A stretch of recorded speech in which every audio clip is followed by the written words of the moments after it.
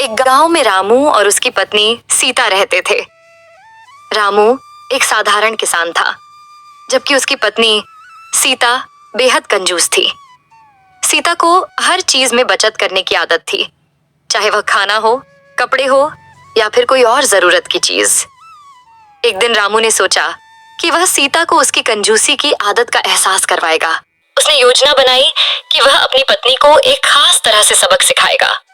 रामू ने एक दिन सीता से कहा, आज मेरा मन है कि मैं कुछ मीठा खाऊं। क्या तुम मेरे लिए कुछ मिठाई बना सकती हो? सीता ने तुरंत कहा, मिठाई तो बना दूंगी, पर मैं ज्यादा सामग्री बर्बाद नहीं करूंगी।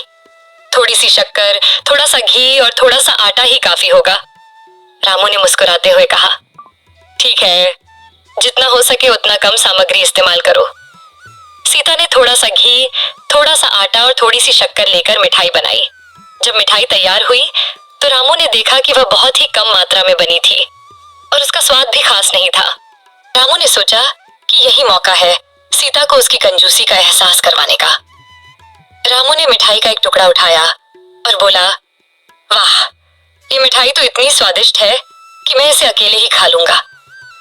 सीता ने चौंक कर कहा, अरे नहीं, मुझे भी तो थोड़ा सा दो। रामू ने कहा, लेकिन ये तो बहुत ही कम है, अगर मैं तुम्हें दूंगा तो मेरे लिए कुछ भी नहीं बचेगा।